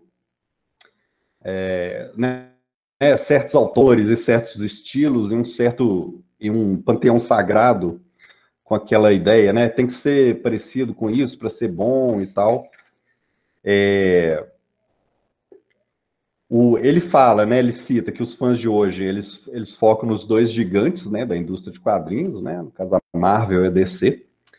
E essas duas indústrias têm os seus formatos de quadrinhos canônicos, né? As revistas também, né? A partir do momento que passam a ser um objeto de coleção, de fãs e tal, eles também ganham o status de objetos de nostalgia. As revistinhas, elas começaram com algo para ser trocado, emprestado, assim, em suma, lido até rasgar, né? Ela custava 10 centavos, isso foi estabelecido, porque eles tinham a ideia de que isso era o que as crianças conseguiam pagar, né, com trocados e tal. E aí o design dos comic book também, como objeto, ele contribui para um apelo desse objeto como memorabilia, né, e fator nostálgico também, né, item de nostalgia, de lembrança do passado e tal. Ele fala que os quadrinhos, eles não, né, diferente dos romances ou daquelas romances pulp, né, eles não seguiram a mesma trajetória. Em vez disso, eles cresceram e mudaram, possibilitando várias formas alternativas de se fazer, né. Ele cita as graphic novels e os alternative comics também. Aí, nesse outro item, ele faz meio que um resumo, né, um esboçozinho da história dos comic books, né, começando pelo o período de experimentação, né, que eu já falei, sobre os fãs, até 38, vem a Action Comics, que possibilitava histórias maiores, inclusive, né, as revistas tinham mais páginas, até então, as aparições de super-heróis, assim, em tirinhas era muito tímida, né? Precisavam ser historinhas pequenininhas, fechadinhas ali, para caber nos poucos quadrinhos que tinham. E dentro da Action Comics, eles conseguiram extravasar a criatividade, explorar mais os personagens, aquele universo, graças ao formato, que era um formato maior também, e um número maior de páginas. Aí, de 39 até o meio dos anos 50, ele considera o auge dos quadrinhos, que Ele é definido pela notoriedade cultural e o número grande de vendas, né? Foi realmente um sucesso estrondoso nessa época. Após o 54, né, teve a publicação do livro do Bertrand, que eu vou falar também um pouquinho daqui a pouco, que condenava os quadrinhos e tudo mais. Ele considera que houve quase um colapso dessa indústria e que os quadrinhos foram submetidos a forte censura, né, pelos os códigos do Comics Code Authority, é o código de autoridade dos quadrinhos. E aí, por fim, a era de nostalgia e intervenção ativa por parte dos fãs. Nessa década de 60, uma redefinição do meio como veículo de expressão pessoal. Então, daí surgiram o movimento dos quadrinhos underground, né, onde os autores se projetavam nas próprias histórias, falando de si, falando sobre suas elucubrações, né, suas considerações, muitas vezes de uma forma muito crítica a políticas, a guerra do Vietnã também, e principalmente depois de 67. E na década de 70, veio um mercado mais especializado alimentando os fãs. Então, esse mercado começou a se voltar diretamente para os fãs.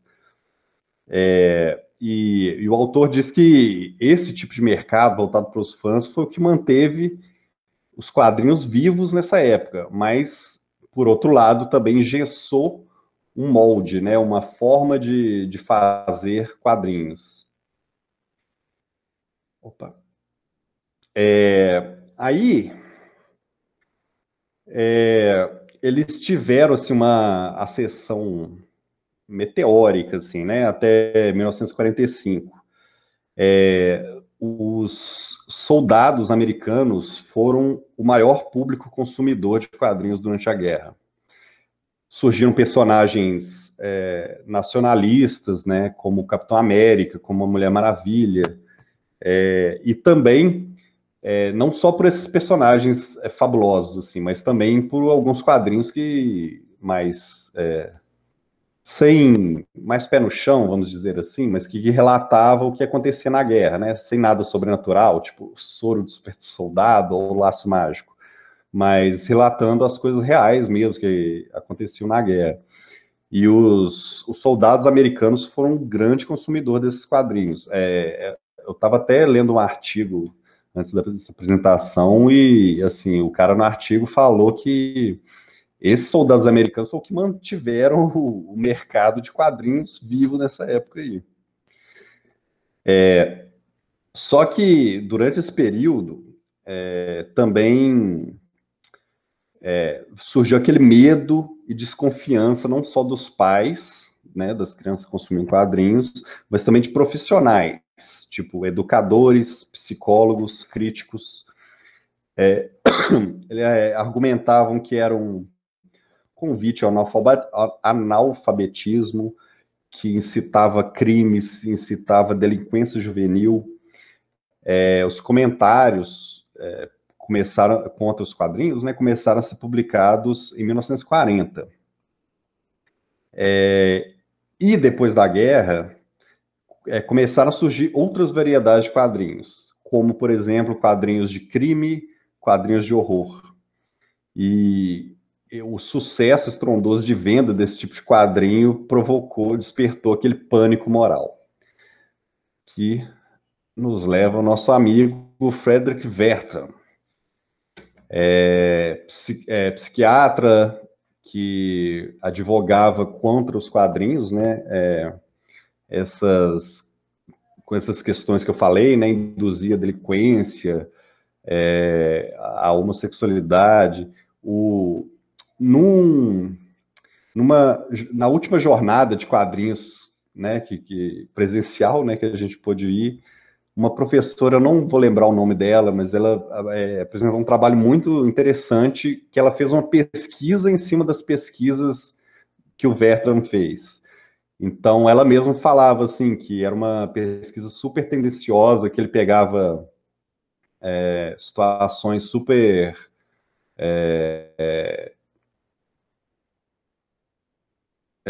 assim, tipo, ele pegava uma criança que tinha dificuldade de concentração e associava isso ao tipo de história, assim, uma coisa bem forçada mesmo.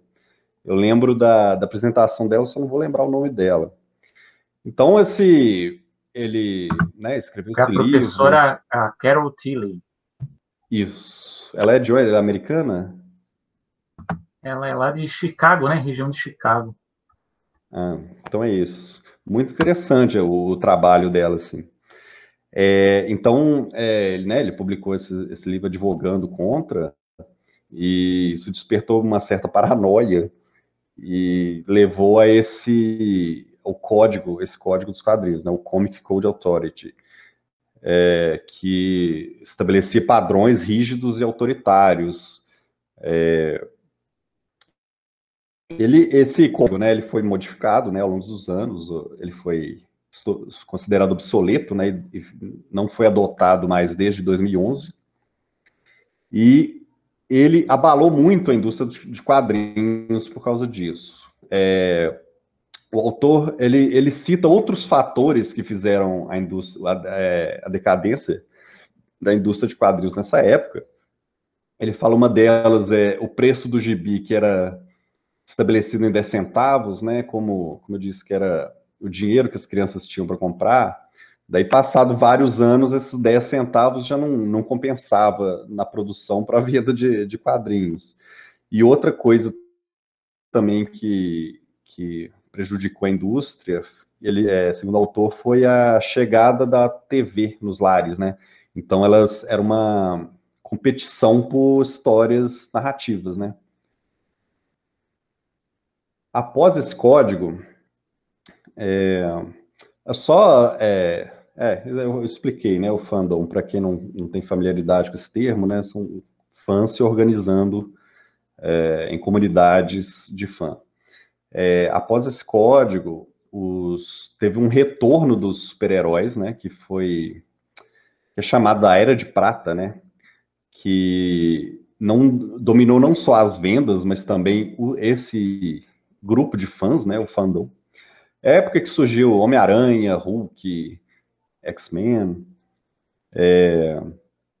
e os fãs começaram a se organizar e publicar fanzines para a própria comunidade de fãs. Então, era uma maneira deles se corresponderem, né? Lembrando que na época a correspondência não era tão imediata igual hoje. Então, uma forma deles fazerem isso, eles se organizaram, faziam uma revista para que as pessoas pudessem participar por correspondência.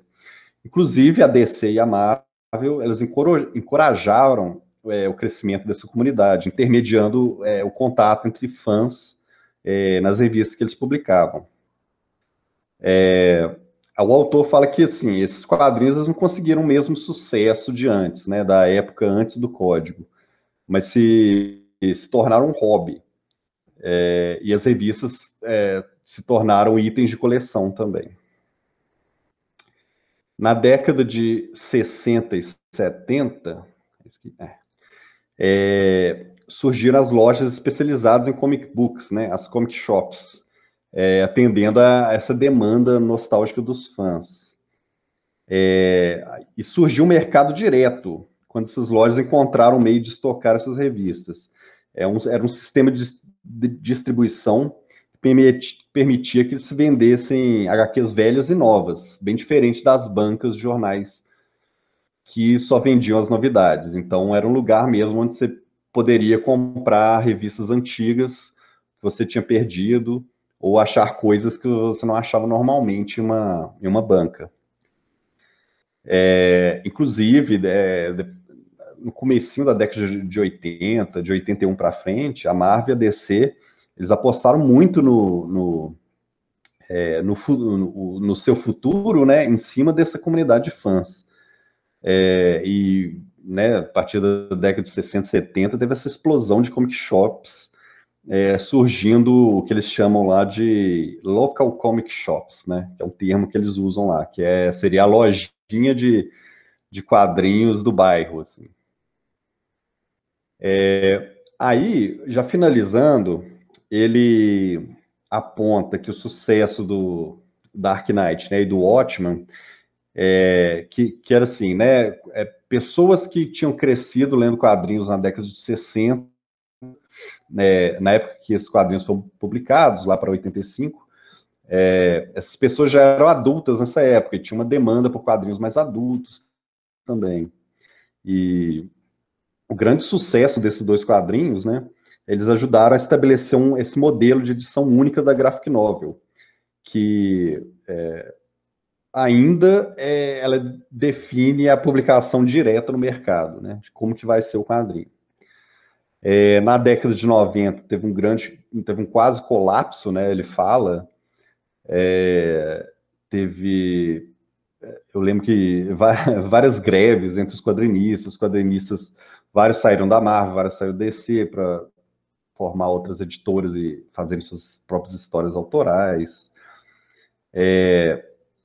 E concluindo o capítulo, ele fala que assim, essa parte do underground continua marginalizado nesse discurso, ainda como se fosse algo muito controverso, desconfortante para ser absorvido na ideologia nostálgica desse hobby.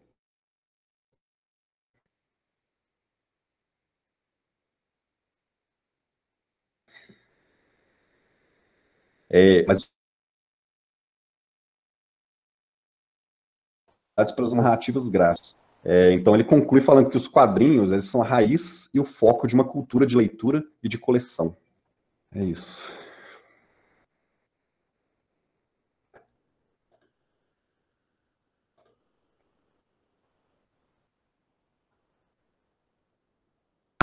Encerrou aí, professor Valdomiro, Roberto. Essa questão dos fãs está transformando os quadrinhos em um gueto a um grupo de fãs que compram, mas é um grupo cada vez menor. Então a gente tem aí hoje as editoras investindo em publicações mais caras, né? Inclusive aqui no Brasil, a Panini está fazendo isso. Em vez de você ter na banca o quadrinho normal, você tem aquelas edições com mais páginas, com capa dura, tal, que custa muito caro. Então, está se tornando meio inviável. Lá nos Estados Unidos, as editoras, duas grandes editoras, mudaram de distribuidora, né? A Marvel vai passar a ter suas revistas publicadas pela Penguin Books, que abastece as livrarias, e está investindo nessas capaduras que vão para as livrarias e custam muito caro. Valdomiro? Na realidade, eu vejo isso com muita tristeza, porque as revistas em quadrinhos são as grandes responsáveis pela explosão do gênero, né? Pela popularidade da expressão quadrinística, digamos assim, da linguagem dos quadrinhos. As revistas em quadrinhos foram o primeiro produto feito para consumo diretamente da criança, quer dizer, talvez seja o primeiro produto que a criança adquiria. Era tão barato que a criança adquiria com o dinheiro que ela recebia de mesada. Ela recebia o dinheiro para comprar o lanche na escola, então sobrava uns trocados, ela pegava e comprava gibi. Então, isso, o custo baixo foi o grande motivo para as histórias em quadrinhos, para as revistas serem disseminadas, né? Então, você transformar, quer dizer, um produto que tinha características essencialmente populares em um produto vamos dizer, de elite, né? Para poucos, é muito triste, né? Porque pode, quer dizer, compromete a linguagem dos quadrinhos como a gente gostaria que ela se fosse disseminada, né? Fica um produto para poucos. o que me entristece um pouco, porque eu acho que a gente deveria... Eu sou um incentivador da banca de jornal, né? Eu acho que a gente deveria tropeçar em quadrinho em cada esquina que a gente anda. Então, a gente tinha muito mais bancas anteriormente, hoje em dia a gente tem banca de jornal, banca de revistas que sequer vendem revistas, vendem um pouco, qualquer outra coisa. Você achar revista lá no meio, você tem que tira o cigarro da frente, a bala, tudo mais, e encontra a revista lá embaixo, né? Tem que fazer até algum esforço para achar a revista, muitas vezes. Eu acho e os quadrinhos, a força dos quadrinhos é eles estarem disponíveis em todo lado, né? Então, isso aí, criar espaços específicos para compra de quadrinhos sempre é um tiro no pé, né? Mas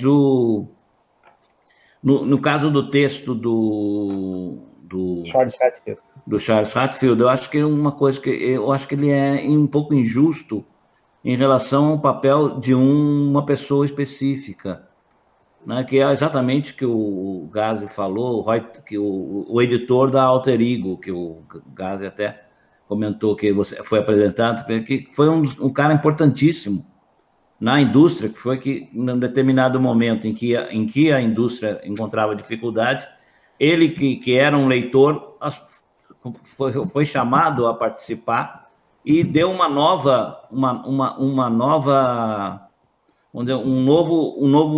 novo alento para a indústria. Talvez se ele não tivesse aparecido naquele momento, a gente não tivesse a indústria de quadrinhos como nós temos hoje. Acho que o Charles Hatfield foi um pouco injusto em relação ao papel do Roy Thomas. O que você acha a respeito, Henrique? Olha, com relação a esse negócio de fãs, por exemplo, eu estava até discutindo isso outro dia com os quadrinistas aqui de Belo Horizonte, que a gente está falando sobre essas coisas tipo catarse, essas coisas, né, que para adquirir financiamento se faz, né, um financiamento coletivo e tal, que é ótimo, né? Só que esse tipo de lógica, ela é excludente também. Porque, por exemplo, você pode ter um quadrinista que é um excelente artista, mas ele não tem tino nenhum para se promover ou para esse tipo de coisa. Então, ele já vai ser excluído desse mercado, né? Vamos dizer assim. Inclusive, tem uma tese de doutorado na sociologia que trata muito disso. Agora, não sei, professor, se ele está sendo justo ou injusto. Não sei te responder, porque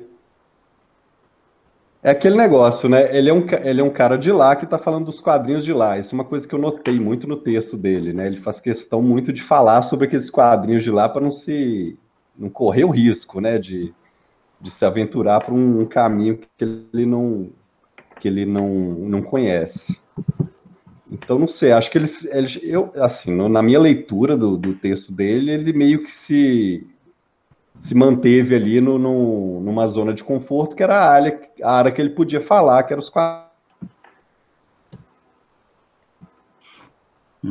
O Roy Thomas, eu acho que é um caso interessante de ser estudado, um sujeito que veio do meio, que era um fã, que fazia um fanzine famosíssimo, conhecidíssimo até hoje, e que começa a mandar sugestões para a editora, e isso chama a atenção dos editores, e os editores o convidam para trabalhar na editora, na Marvel, né? E ele vai lá e apresenta várias sugestões, inclusive é o grande responsável pela divulgação do Conan, né? Que é o Bárbaro, né?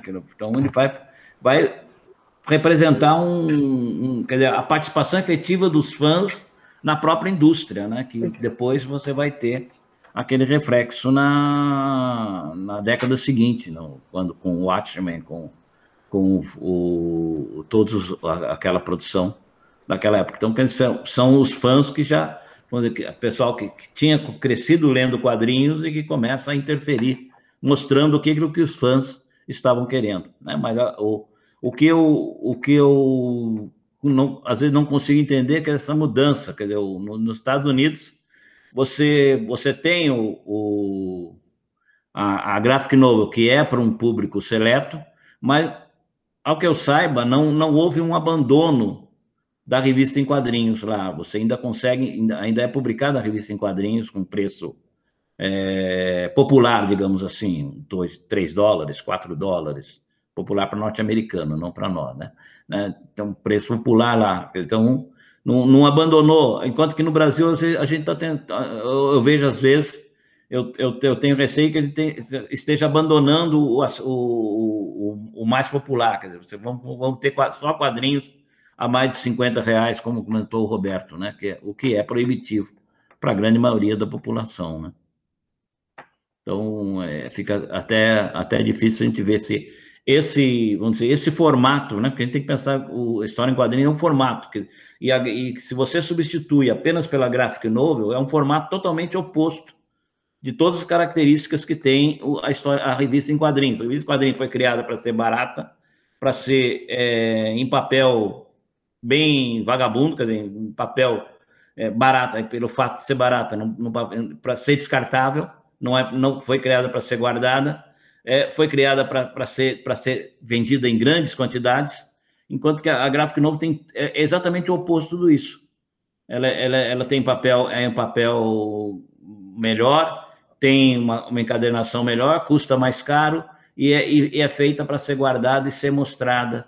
Então, é um outro tipo de produto que acaba prevalecendo, né? Não sei se é bom para a indústria de quadrinhos ou não.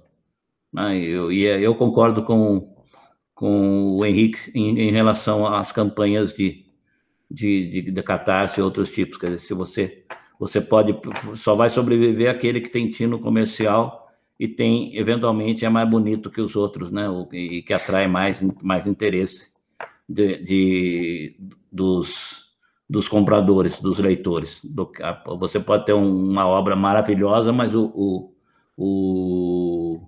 autor não ser tão popular quanto o outro, que tem uma obra medíocre, mas que é muito popular e que consegue rapidamente apoiadores, né? Então, a gente não pode ficar, eu acho que, refém desse tipo de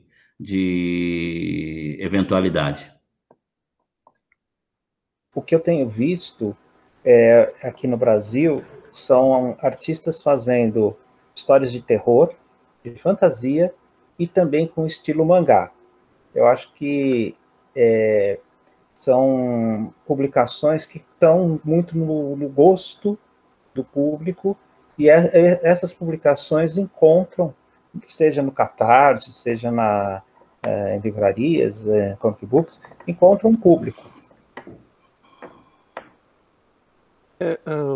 Roberto, sobre quadrinhos de terror, queria destacar o trabalho bacana que o Daniel Sachs vem fazendo de manter os títulos da The Art, que era a editora do Rodolfo Zala, que é a Calafrio e a Mestre do Terror. Aliás, a número 70 da Calafrio saiu semana passada, né?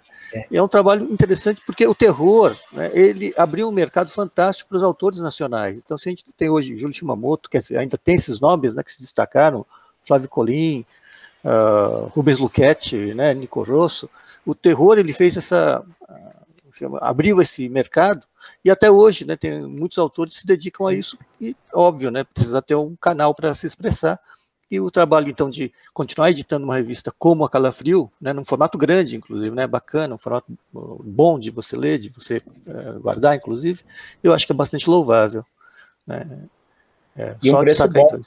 Então, é um preço até acessível, acho que está R$15, você às vezes até encontra em promoção a R$12, né, uma edição nova na Comics. Então é um preço bacana. Ótima lembrança. Bom. Acho que vale a pena, sim.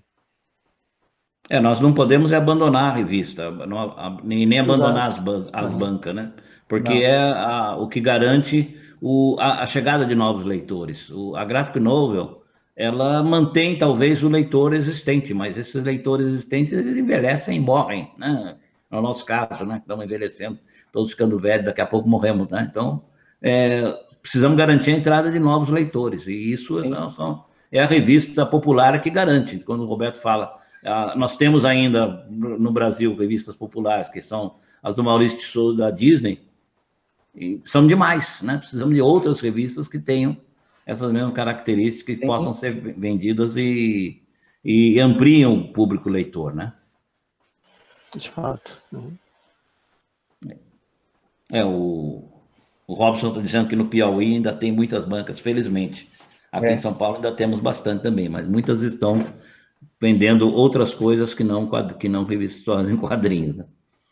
E essas edições mais caras, elas não costumam chegar às bancas comuns, só assim lá na Paulista, né? Fica difícil ter acesso a essas revistas. É isso. Acho que já estamos no tempo, Roberto.